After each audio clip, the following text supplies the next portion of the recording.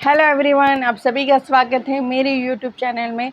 तो आज योगा डे है। योगा डे तो यानी आज आपने देखा होगा कि बहुत लोग योगा मैट लेके योगा कर रहे होंगे, योगा करने जा रहे होंगे, बहुत सारे प्रोग्राम हो रहे होंगे, राइट।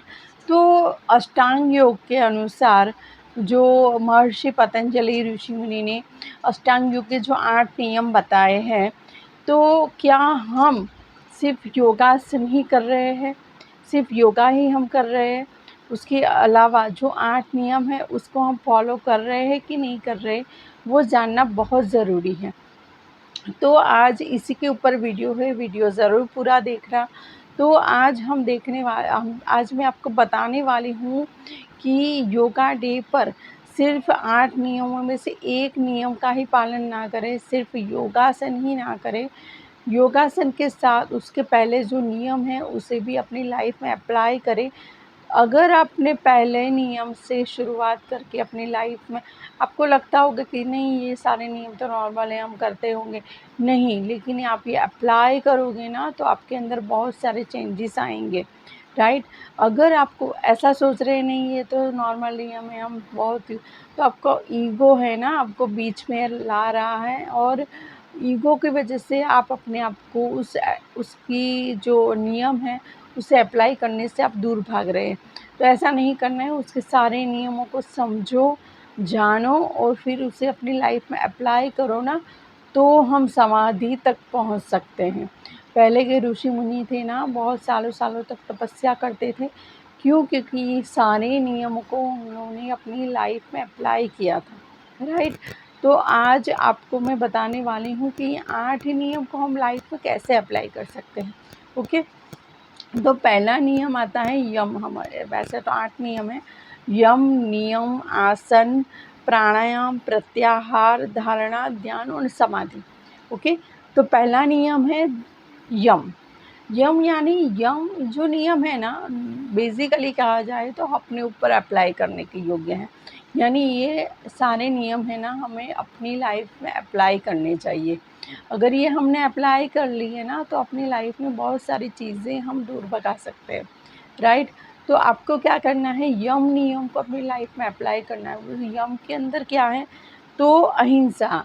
यही अहिंसा यानी किसी को मारना, किसी को डांटना, वही अहिंसा नहीं होती है।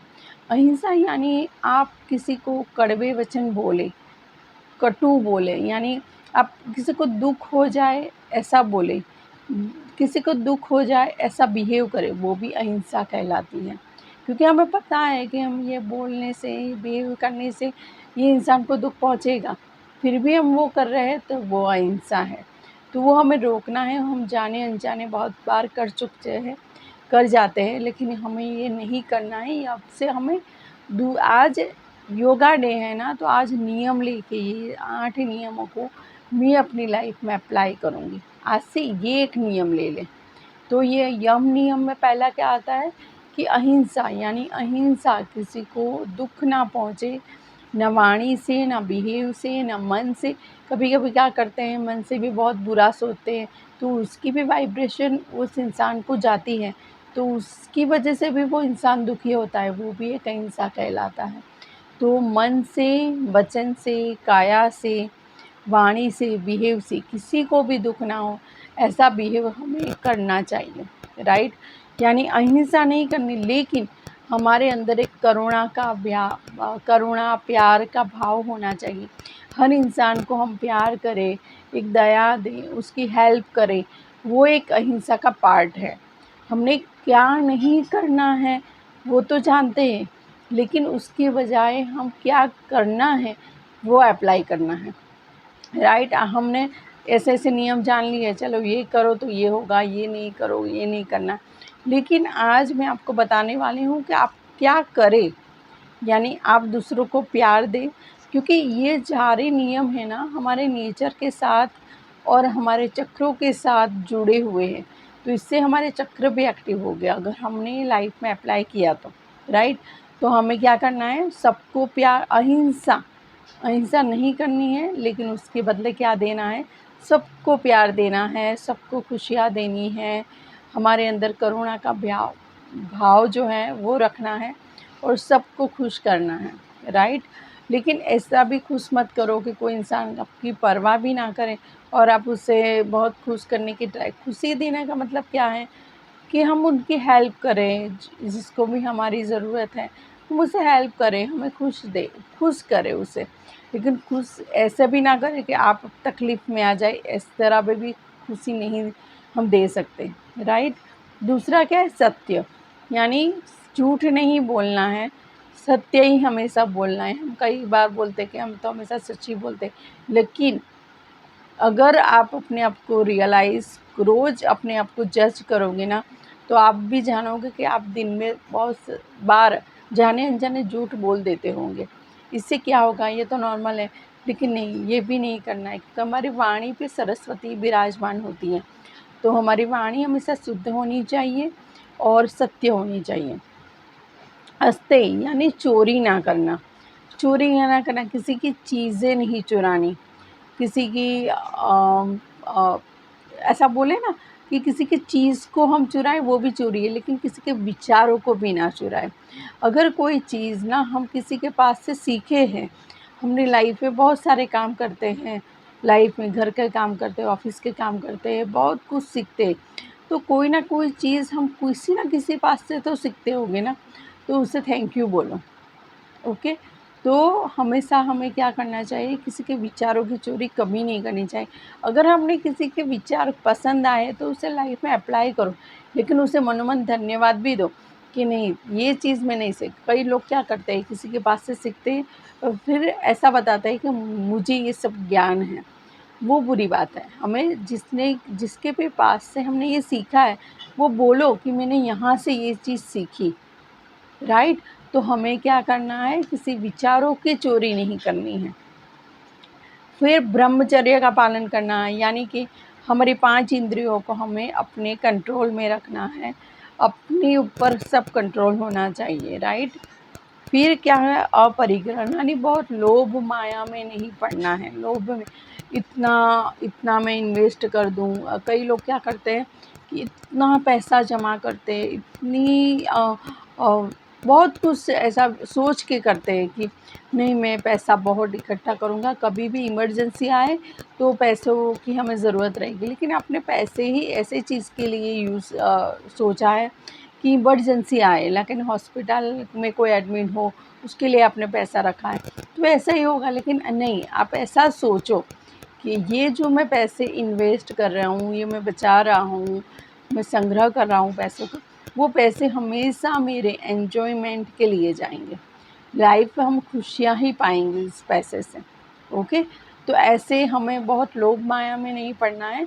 जितना हम 10 सालों तक यूज़ कर सके इतना ही हमें संग्रह करना चाहिए, ओके।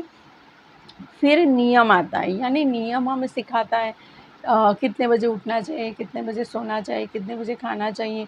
नियम एक लाइफ का पार्ट है, हमें नियम को हमेशा अपनी लाइफ में अप्लाई करना चाहिए। तो उसमें क्या आता है, सोच, यानी हमारे शरीर की शुद्धि करना बहुत ज़रूरी होता है। तो हमारी शरीर की शुद्धि कैसे होती है, तो सोच यानी मल मूत्र के द्वारा हमारी नेगेटिविटी बॉडी की निकलती है, राइट। ये 20% निकलती है और 10% हमारे जो बॉडी में टॉक्सिन्स होते हैं वो पसीने के द्वारा निकलते हैं, वो भी एक नेगेटिविटी है। लेकिन जो 70% जो नेगेटिविटी निकलती है प्राणायाम के द्वारा निकलती है। जो सांस पर हम ध्यान करते हैं ना, जो प्राणायाम करते हैं, उसकी वजह से हमारी बॉडी में से बहुत सारी नेगेटिविटी निकलती है। तो हमें क्या करना चाहिए, हमारा डाइजेशन सिस्टम हमेशा हमें मल मूत्र के द्वारा हमारे बॉडी की शुद्धि करनी चाहिए। लेकिन बॉडी की शुद्धि तो कर ली, मन की शुद्धि कैसे करोगे। आपको मन की बातें किसी इंसान को कहनी चाहिए, इससे मन हल्का होता है। लेकिन आजकल क्या होता है, हम किसी पर ज़्यादा ट्रस्ट नहीं कर पाते, तो इसकी वजह से हमें क्या करना चाहिए, हमारी बहुत सारी बातें मन में ही रहती हैं और उसकी वजह से हम बहुत दुखी रहते हैं। तो इसकी वजह हमें क्या करना है, एक कागज़ पेन लेना है, कागज़ पेन पे आपको कागज़ पे आपकी जो भी फीलिंग्स है, जो भी दुख दर्द है उसको लिख देना है और कागज़ को फाड़ के फेंक देना है। तो इससे आपकी क्या होगा, मन की भी शुद्धि होगी, यानी शरीर और मन दोनों की शुद्धि ज़रूरी है। फिर क्या है, संतोष, यानी जितना भी हमें मिले उसमें संतोष और खुश रहना चाहिए। कुछ लोग को कितना भी मिले ना फिर भी संतोष नहीं होता है, नहीं मुझे ये नहीं मिला, वो नहीं मिला, मुझे लाइफ में दुख ही दुख है, कितना भी सुख हो। लेकिन आप एक काम करो, हर रोज़ रात को ये लिखो कि आपके पास क्या है, गाड़ी है, घर है, पैसे हैं, सुख सुविधाएं हैं, तो आप दुनिया के सबसे लकी इंसान होगे। कुछ लोगों के पास ना आँखें हैं, ना हाथ है, ना पैर है, ना घर है, ना गाड़ी है, ना नौकरी है, ना पैसा है। तो उन लोगों से बेहतर है कि आपकी लाइफ बेस्ट है। तो जब भी दुख हो, जब भी ऐसा सोचे कि मेरे पास ये नहीं है, तब एक बार ये ज़रूर सोचना कि मेरे पास क्या है। फिर आपको तप करना चाहिए, तपस्या, अनुशासन का पालन करना चाहिए, तप का पालन करना चाहिए, हमेशा नियमों का पालन करना चाहिए। इससे आपकी अंदर क्या ना, एक नियम का पालन का ये होता है, तप हमेशा करना चाहिए। आत्मा से जुड़े रहना चाहिए हमेशा। फिर स्वाध्याय, स्वाध्याय यानी स्वपरीक्षण, जैसे कि स्कूल में एक टीचर्स देते हैं ना होमवर्क, कि आज ये जो भी पढ़ा है उसका होमवर्क देते हैं, वो करने से उस बच्चे को उसे याद रहता है। तो हमें भी रोज़ स्वाध्याय अपने खुद का करना चाहिए। हमें क्या करना चाहिए, रोज़ रात को सोने से पहले पूरे दिन की समरी लीजिए, पूरे दिन सोचिए कि आज मैंने पूरे दिन में कितने लोगों को खुश किया, कितने लोगों को दुखी किया, कैसा बिहेव किया, कितना सच बोला, कितना झूठ बोला, मैं कितनी बार खुश हुई, कितनी बार दुखी हुई, आज मैंने क्या चूक गई करने को। तो ऐसा हमेशा रात को करें और सोएं। इससे हमारे अंदर क्या अच्छाई है, क्या बुराई है, हमेशा आपको पता चलेगा। और अगर आपने एक्सेप्ट कर ली कि ये बुरा है, फिर आप चेंज कर पाएंगे। तो हमेशा हमने खुद पर आत्मनिरीक्षण हमेशा करना ही चाहिए। फिर आता है ईश्वर परिधान, हमेशा परमात्मा के ऊपर ध्यान रखें। परमात्मा के ऊपर क्यों ध्यान रखना चाहिए, क्योंकि हर इंसान विचारों में डूबा होता है, नेगेटिव विचारों में। तो अगर किसी इंसान के बारे में आप सोचते रहोगे तो वो इंसान तो बहुत नेगेटिव थॉट करता है, तो आपका माइंड भी ऐसा होता चला जाएगा। ईश्वर पर ध्यान ले जाओगे, गुरु पे ध्यान ले जाओगे, तो उनकी विचार शक्ति शून्य है, यानी वो नेगेटिव विचार नहीं करते, विचार ही नहीं।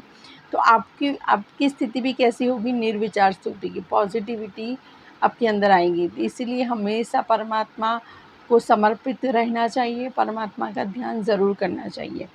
फिर आता है आसन, आसन और मुद्राएं, यानी इतना सब कुछ आपने मन के द्वारा अपने आप के लिए इतना कुछ सीख लिया, ये कर ले। उसके बाद आता है आसन और मुद्राएं।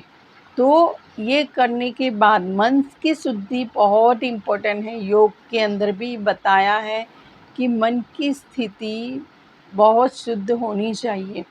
हमेशा सबके प्रति प्यार, करुणा, दया भावना रखनी चाहिए। हमेशा लोभ मोह माया में नहीं पड़ना है, सत्य बोलना है। ये सब करने के बाद उसके बाद आता है आसन और मुद्राएं। तो आसन भी स्थिर सुखनम आसनम, यानी ऐसे आसन करें जिसमें आपको सुख प्राप्त हो। कई लोग क्या करते हैं, देखो ये इतने इतने आसन कर सकता है, मैं भी ये करूँगा। आपकी बॉडी की कैपेसिटी इतनी नहीं है, उसकी बॉडी की कैपेसिटी इतनी है, क्योंकि वो बहुत सालों से कर रहा है, आप शायद अभी अभी कर रहे हैं। तो हर इंसान की बॉडी की कैपेसिटी अलग अलग होती है। तो ऐसा नहीं है कि इसने इतने मुश्किल से आसन किए तो मैं क्यों नहीं कर पाया, ऐसा कुछ नहीं रखना है। बस आपको रोज़ थोड़े से आसन करने चाहिए अपने बॉडी के लिए, मन के लिए। तो आसन और मुद्राएं करें जिससे आप हेल्दी रहें, यानी आप हेल्दी रहोगे तो खुश भी रहोगे, क्योंकि ज़्यादातर बीमारियों की वजह से भी लोग डिप्रेशन में आ जाते हैं, राइट। तो हमें अपनी बॉडी को भी हेल्दी, मन को हेल्दी कर लिया, फिर आपको बॉडी को भी हेल्दी रखना है, ओके। यानी शरीर और मन दोनों को हेल्दी रखना है।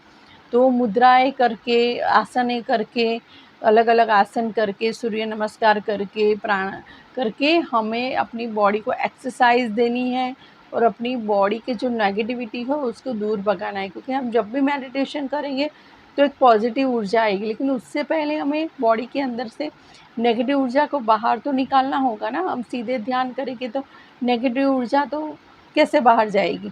तो हमें पहले आसन करने हैं, ओके। आसन और मुद्राएं करनी है, उसकी वजह से बॉडी में जितने भी टॉक्सिन्स होंगे वो पसीने के द्वारा कि मल मूत्र के द्वारा बाहर निकल जाए। उसके बाद आता है प्राणायाम, यानी कि हम एक दिन में 21,600 बार सांस लेते हैं एक दिन में। तो हमें प्राणायाम इसलिए करना चाहिए कि प्राणायाम से हम 70% हम नेगेटिविटी को निकालते हैं बॉडी में से सबसे ज़्यादा, क्योंकि पूरे दिन हम सांस लेते हैं। तो हमें क्या करना है, प्राणायाम इसलिए करने चाहिए कि नेगेटिविटी को हम फास्टली निकाल सकें। या राइट, पहले बॉडी को एक्सरसाइज दी, हमने बॉडी के अंदर से नेगेटिव ऊर्जा को निकाला, प्राणवायु से बाहर निकाला। ओके, प्राणायाम यानी जब भी आप याद रखना, जब भी आप प्राणायाम करोगे ना, उस टाइम आपको नेगेटिव थॉट नहीं आएंगे, विचार नहीं आएंगे, क्योंकि आपके मन को ना अपने प्राण के साथ जोड़ दिया है। जब भी हम प्राण के साथ, प्राणवायु के साथ, प्राणायाम के साथ हम अपने आत्मा को, मन को जोड़ देते हैं, तो विचार हमें नहीं आते हैं। राइट, तो हमें प्राणायाम करना, उसके बाद धारणा, यानी एक ही जगह हमें ध्यान केंद्रित करना भी सीखना चाहिए। यानी कि आप ताड़ासन करें, फिर वृक्षासन करें, इससे आपका धीरे धीरे माइंड स्टेबल होना शुरू हो जाएगा। आप एक जगह ध्यान केंद्रित स्थिर होकर लगा सकते हैं। राइट, तो आपको क्या करना है, ऐसे वृक्षासन, ताड़ासन जैसे स्थिर थोड़ी एक जगह ध्यान टिकाओ, 5 एक हो सके तो कमरे में अंधेरा, उस टाइम एक मोमबत्ती जलाए कंटिन्यू, उसके ऊपर थोड़े दिन 5 मिनट देखते रहे, तो वो एक धारणा हो, एक जगह आपको ध्यान को केंद्रित करना है, ऐसे सीखना है। उसके बाद क्या करना है, ध्यान यानी एक जगह मन को स्थिर कर देना। यानी ध्यान क्या मतलब, विचार ना आना। शुरू में ध्यान सीखेंगे तो विचार आएंगे, लेकिन बहुत साले हो जाएंगे, एक्सपीरियंस हो जाएगा, उसके बाद आपको विचार आने स्टॉप हो जाएंगे। तो आपको क्या करना है, ध्यान करना है, यानी मन और शरीर को ही आत्मा के साथ जोड़ देना है। एक स्थिर आसन में बैठ जाना है।